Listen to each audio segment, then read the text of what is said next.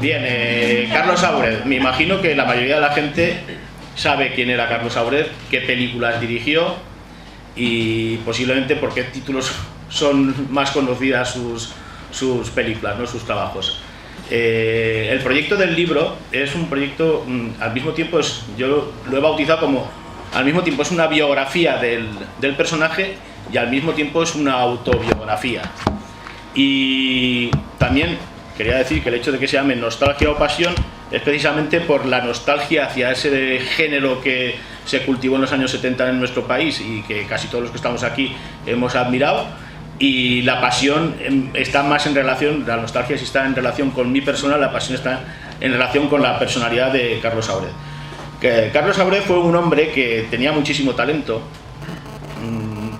pero el problema que tuvo es que a la hora de hacer cine, el momento social en el que se movió y las condiciones económicas e industriales en las que le tocó trabajar no le permitían desarrollar ese talento e intentar hacer las cosas como él quería haberlas hecho. Siempre estaba con los condicionantes de los productores y de los repartos que a veces le obligaban a tener, ¿no? Que la mayoría de las veces solía ser gente que no tenía tampoco ningún tipo de talento porque podía ser el amigo de o el conocido de. Aún así, él era un buen profesional, quería sacar lo mejor que podía de lo que le tocaba hacer, pero no siempre lo conseguía.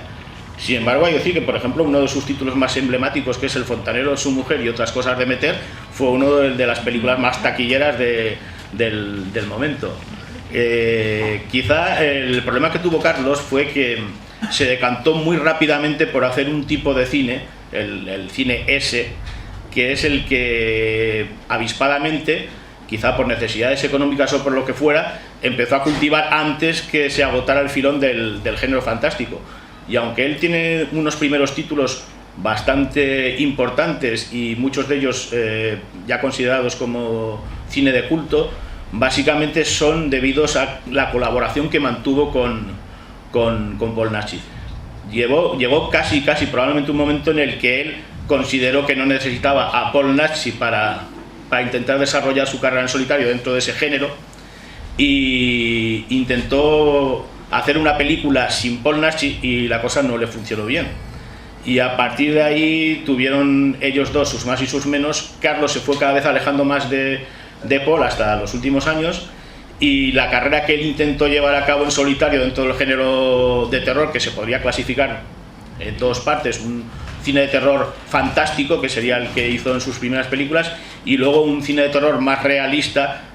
Cuando digo realista me refiero pues porque era el típico psicópata de turno, ¿no? Que intentó llevar luego cuando volvió en los 80, después de descartar ya su experiencia en el cine ese. El caso es que llegó un momento que estaba ya tan desencantado tanto con un género como con otro, como con la gente con la que tocaba trabajar, que decidió más o menos semi-retirarse y empezó a ejercer tareas en la sombra dentro de las películas, ¿no? Hizo algunos guiones para coproducciones, empezó a trabajar también en producción en algunas películas que venían a rodar aquí, algún equipo americano que se perdía por estos lares para hacer algún subproducto de estas características, y la experiencia pues tampoco le fue demasiado bien, incluso le ocasionó algún que otro quebradero de cabeza a nivel económico. Total, que ya un poco asqueado del panorama en el que se movía y con la gente con la que le tocaba lidiar, se retiró profesionalmente en la televisión privada, y posiblemente sea el que, si nos había educado, por decirlo de alguna manera, utilizamos lo de la educación sentimental,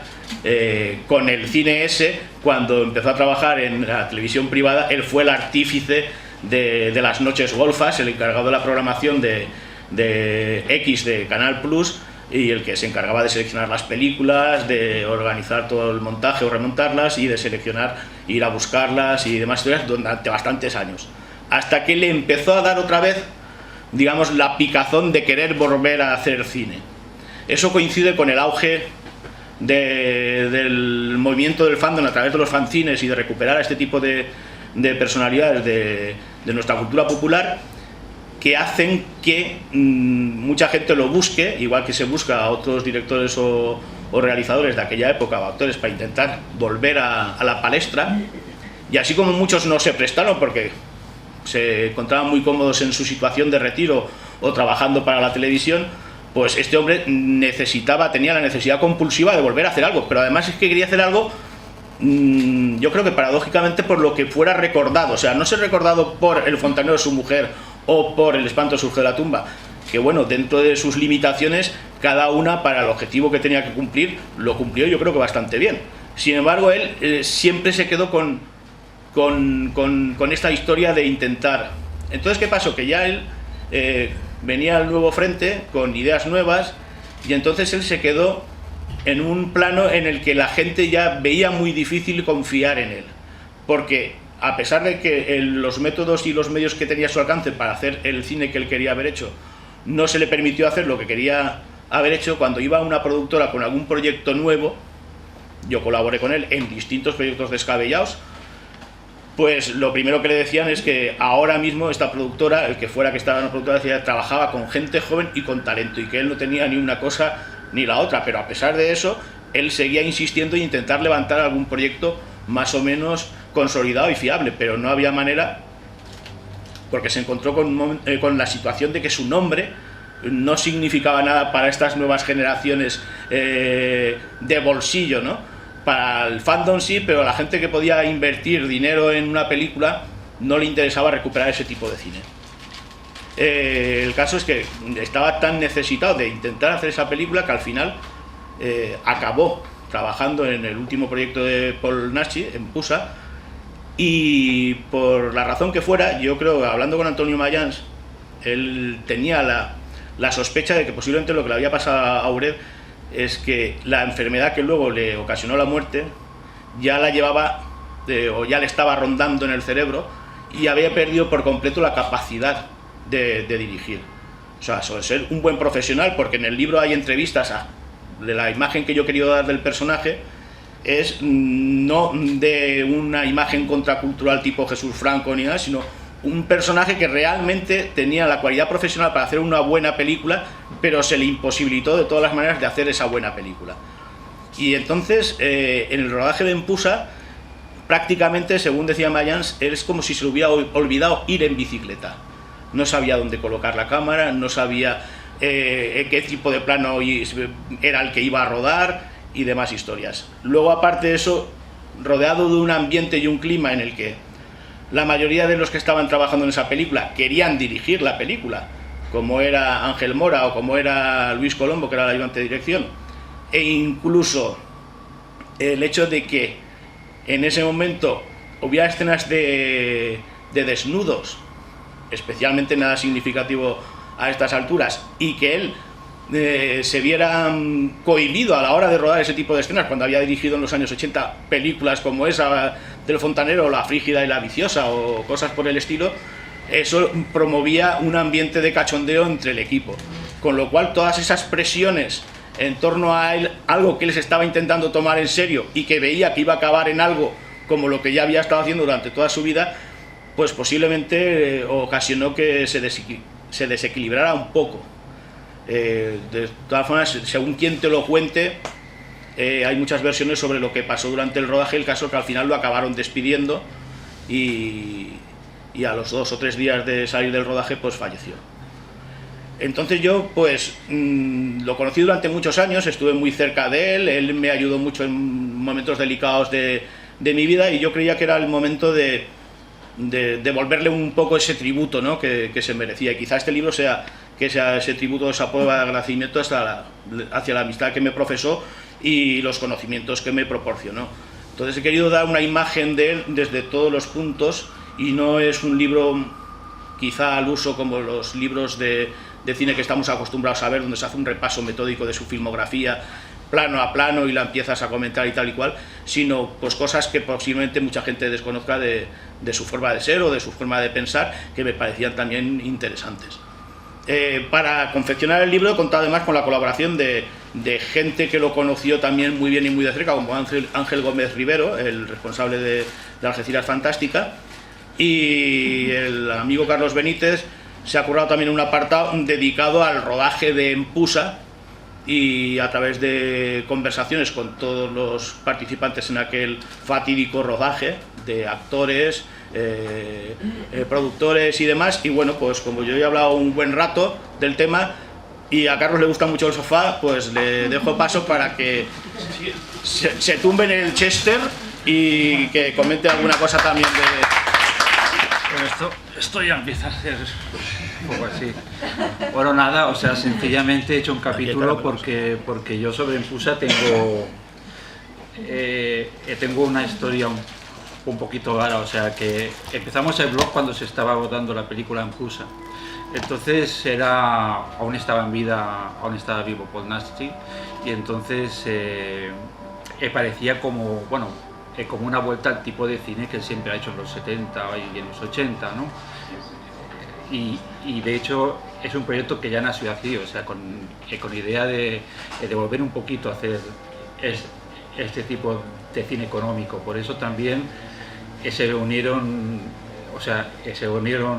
hicieron las paces porque estaban peleados.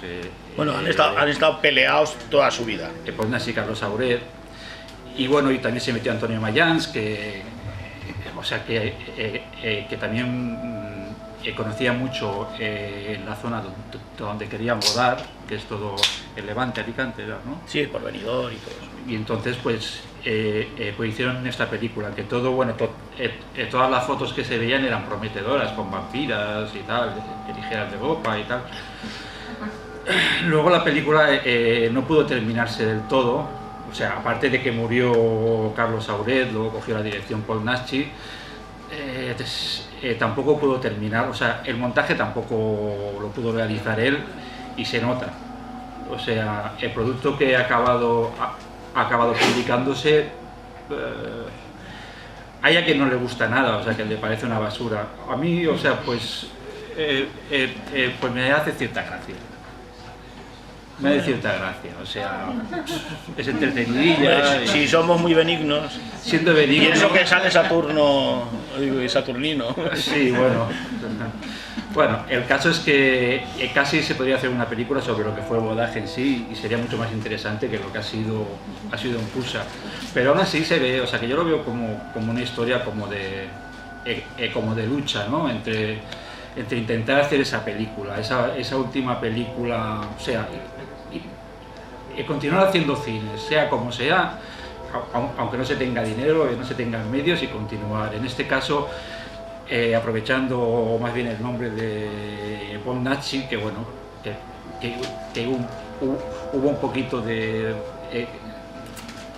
vamos, que fue un poquito reconocido hacia el final ya de su vida aquí, y entonces aprovechar para hacer alguna cosilla. Ha salido esto, o sea, por decir, el testamento de Polanski, pues vamos mal, ¿no? Pero bueno, a mí me hace gracia, estoy contento de que se haya publicado, aparte es una edición que no está nada mal, o sea, han puesto un corto inédito y un making of que es muy chulo, en el que sale Carlos Saura dirigiendo. La lástima quizás es que no haya sido filmada por los dos, puesto que hay escenas que claramente se ve que Carlos Saura efectivamente había perdido ya, o sea, que ya no sabía dirigir, como me dijo Antonio Mayans, o sea, que había perdido ya la facultad de dirigir cine. Pero bueno, el caso ha quedado esto como testamento y bueno, es graciosa, ¿no? Vamos, a mí me hace gracia. En cuanto a que salga mi nombre en la portada, o sea, es una exageración aquí de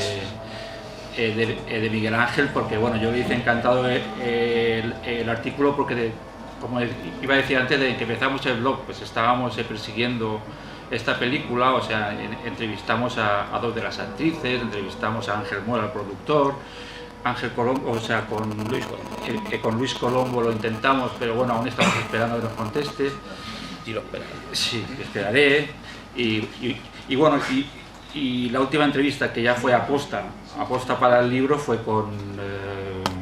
Antonio Mayans, que es el que explica más, es el que se centra más en explicar lo que pasó con este hombre, con Carlos Saura, y las incidencias que hubo en el rodaje. El libro, vamos, estoy deseando hacerme con él porque tiene muy buena pinta, y no porque haya 4 páginas mías o 3, o sea, sino porque sé que no solamente es sobre el cineasta, sino también es sobre el autor. Ya lo estuve ojeando y tengo muchas ganas porque porque se ve eso también, el cariño y la amistad que tuvisteis. No, además es curioso porque incluso la gente que ha participado a través de las entrevistas y demás historias ha conseguido darle ese tono que yo quería al libro, porque todo el mundo hablaba de él como un buen profesional que tenía las cosas muy claras, Silvia Tortosa, Sara Mora, Emilio Linder, etcétera, pero que se notaba que estaba muy coaccionado por la forma de trabajar en ese momento y las cosas que te podías ver obligado a hacer, aunque simplemente fuera por la necesidad de sobrevivir, porque él, cosas en las que no entro, por ejemplo, son las historias personales ya de él, de las que tampoco me quiso hablar nunca, como la relación con su hijo y demás historias, que sí que llegaron a trabajar incluso juntos en alguna película, porque su hijo es músico. De hecho, era bueno, sigue siéndolo, era un músico muy reputado en los 80, en la movida, es el productor musical de las Nancy's Rubias y ha escrito algunas letras de las canciones para esta gente, pero llegó a llevarse tan mal con su padre, no sé muy bien por qué razones, y se cambió incluso el apellido. Entonces, si antes era Juan Carlos Auret Navarro, ahora es Juan Carlos Navarro Auret. De hecho, hablando con su viuda, me dijo que tenía ahí un montón de cosas que por herencia le corresponden a su hijo y que desde que murió él no se ha dignado a pasar por allí a recoger nada. Entonces, a nivel afectivo y personal, yo creo que la figura de ese hijo, Carlos, la echaba de menos, y de alguna manera la relación que tenía con gente más joven, que habíamos visto en él una figura que se podía reivindicar o intentar hacer un trabajo con él a nivel cinematográfico, pues los trataba con esa afectividad paterno-filial que quizá a él le faltaba, ¿no? Entonces, yo no quiero que el libro sea una reivindicación de la caspa, ¿no? No, o sea, coger una figura de alguien que haya hecho un determinado tipo de cine que posiblemente, seguro, que algún malintencionado pensara, bueno, es que las películas que hizo, tal y cual. Pues oye, pues para bien o para mal, dentro de lo que es la historia de nuestro cine, yo creo que es una figura esencial, como lo puede ser Jesús Franco o incluso el mismísimo Paul Naschy. Tuvo su época, tuvo su momento, hizo lo que pudo hacer, que no siempre fue lo que quiso hacer, pero lo que hizo, con franqueza, pues no lo hizo mal. De hecho, quizá de toda aquella generación de cineastas que se curtieron no en las facultades, sino a base de trabajar en distintas producciones de otros realizadores y adquirir, digamos, el estatus de auxiliar de dirección y después pasar a poder dirigir tu propio proyecto, pues Carlos Auret llegó un momento que era prácticamente el auxiliar de dirección fijo de León Klimovsky, y en una entrevista con Klimovsky, el propio Klimovsky reconocía que de aquella gente con la que él trabajó en aquellos momentos, posiblemente el realizador más capacitado para hacer ese tipo de cine era Carlos Auret, por la sensibilidad que tenía, etc. Era un artista, de hecho, bastante renacentista, porque también cultivaba la música, el arte y demás historias, pero bueno, no tuvo ocasión en ningún momento de poder demostrar todo eso que él podía aplicar en una película, porque si él tenía algunas ideas determinadas en un momento determinado sobre una película concreta de la que estaba rodando, como La Frígida y la Viciosa, que puede tener a lo mejor hacia tal vez una lectura incluso sadiana, si lo miras bien, pues resulta que el productor lo que quería era que salieran más tetas o salieran más culo, y resulta que había enchufado a su amigo para que saliera el tío de pirata ahí tirándose a las nenas, y claro, encima las nenas resulta que como les da un poco de repelús ese señor, porque lo único que iba era arrimar la cebolleta, pues tampoco actuaban como tenían que actuar, con lo cual al final la película quedaba hecha un desastre, y el propio Carlos hasta se disculpaba como si él fuera el responsable, y les decía a los actores o a las actrices con las que había trabajado: hombre, a ver si a la próxima tenemos más suerte, ¿no? Lo que pasa es que la próxima no llegó nunca, y cuando llegó, pues quizá fue demasiado tarde, que es lo que le pasó, pero bueno, es un cineasta pues que a nivel trágico personal, pues no llegó a las cotas de un Eloy de la Iglesia, pero podía haber estado perfectamente muy, muy cerca. Y lo que es una lástima es que en un momento determinado alguien que hizo unas cosas tan válidas y tan importantes para el momento en el que la industria cinematográfica española podía haber sido algo que luego se cargó la ley Miró, pues que vaya a buscar trabajo a una productora y le digan que él no tiene talento y que no es, bueno, que no es joven, ya salta a la vista. Lo del talento está por ver. Quiero decir, porque no te dejaban hacer lo que querías hacer, darle una oportunidad de que haga algo en condiciones, cuando además iba bajo el brazo con guiones bastante interesantes, porque él siempre estaba trabajando me llamaba, oye Miguel Ángel, que he conocido a no sé quién que quiere hacer una película sobre tal, vamos a preparar un... Y ahí estábamos preparando una sinopsis sobre un proyecto descabellado sobre el golem o sobre un ser criptozoológico en Argentina, porque resulta que había encontrado la posibilidad de financiarlo en tal zona o con tal productor de tal religión, ¿no? Pero claro, al final siempre nos topábamos con el mismo escollo, y es que no confiaban en él. Y bueno, no puedes confiar en nadie que ya ha trabajado previamente y ha hecho un cine que en América, por ejemplo, es considerada una película de culto. No puedes decir eso con una persona que lleva años trabajando y haciendo este tipo de cosas. Pero bueno, pues yo... ¿Y qué crees que le pasó entonces aquí, cuando ya tuvo la oportunidad? Pues que cuando lo tuvo la oportunidad, pues solamente lo que decía Antonio Mayans, que estaba ya seguramente muy enfermo y no sabía qué es lo que se manejaba entre manos y qué es lo que podía hacer. Porque yo creo que, claro, tú eres un artesano o un escultor y te dicen hazme una escultura con mantequilla y puedes esculpirlo de puta madre, pero a lo mejor la mantequilla o el material que utilizas no es el adecuado y se derrumba enseguida. Entonces igual, conforme iba trabajando, porque lo que él creía era haber hecho algo con el espíritu de aquella época, quizá de ahí lo de la nostalgia, porque al mismo tiempo el libro es un repaso quizás sentimental a esa época y a otros cineastas de aquella época y otras películas, no solamente su trabajo, pero con los medios de hoy. Entonces hacer, como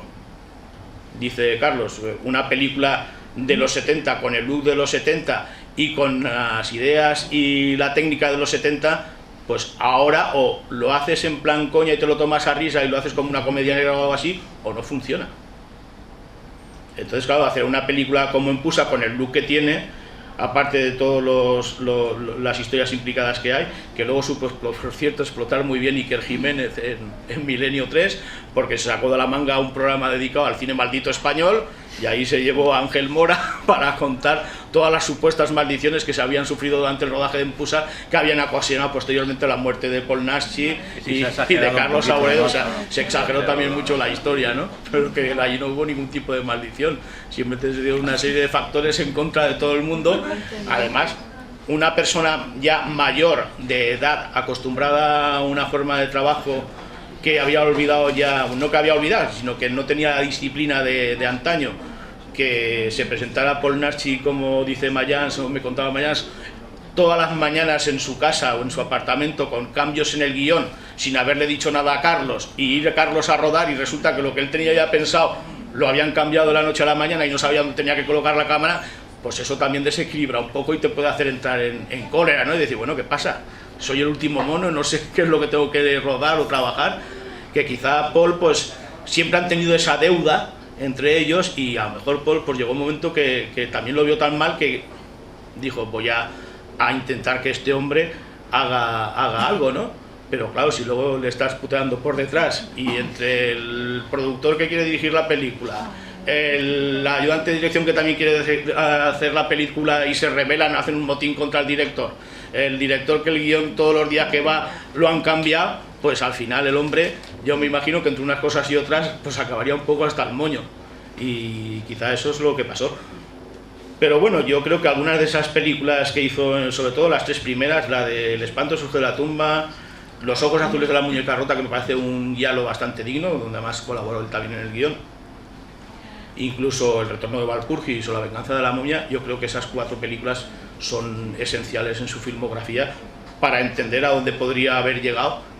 y por los caminos en los que se movía. Luego, en un momento determinado, entraron las necesidades económicas en su casa y tuvo que descartar este tipo de cine e ir al más fácil, al más comercial, y hacer cine ese. Bueno, eso lo hicieron todos. Sí, pero hay gente que lo supo hacer, digamos, no con dignidad, pero entendiendo que era una etapa más. Sí. Y Carlos casi que se ancló en ese tipo de cine. Sí, o sea, no supo cambiar el chip, quizás se encontró muy cómodo porque era dinero fácil y tal y cual, y no supo pasar esa etapa y volver otra vez a hacer ese tipo de cine. Cuando ya volvió, pues posiblemente ya era demasiado tarde. Entonces, querer volver a una época con una mentalidad de hacía 30 años, pues te ponen las cosas bastante difíciles, aunque tengas a tu lado alguien que te escriba un guión que no tiene nada que ver con aquellas películas, pero que sin embargo pues si va respaldado por su nombre, con las amistades que se podría haber, enemistades se podría haber granjeado y demás historias, pues hizo que fuera imposible que intentara retomar una carrera que ya prácticamente estaba en declive. Sin embargo, pues bueno, yo creo que a nivel personal y anímico me apetecía, por decirlo de alguna manera, saldar esa deuda con él y ya que no pudimos hacer aquella película que queríamos haber hecho juntos, por lo menos le dedico este libro para dar a conocer un poquitín más al público en general su cine y su figura, que salvo la gente que esté muy metida dentro del fandom y que haya leído algunas entrevistas en determinados fanzines y demás historias, pues posiblemente desconozca muchas más cosas de esta figura que vayan más allá de lo que fueron esas películas y así poder conocerlo un poco mejor. Y bueno, pues espero que la gente que compre el libro pues le guste y demás. Teníamos preparado un DVD que habíamos montado, que no sabemos por dónde andará el DVD. La maldición. Posiblemente igual habrá que llamar. Además es curioso porque encima está relacionado con Romo, que es el que hace los documentales para Cuarto Milenio de las dramatizaciones, que me pasó el documental que hizo sobre cuando España se desnudó, donde hay una entrevista a Carlos hablando del fontanero y demás historias. Ya habíamos hecho una especie de montaje con escenas de sus películas y el documental este y tal, y bueno, pues igual hay que pedirle una bendición milenaria a Iker Jiménez o algo así, porque el caso es que el DVD ha desaparecido, así que no hemos podido ponerlo. Y pues eso es todo.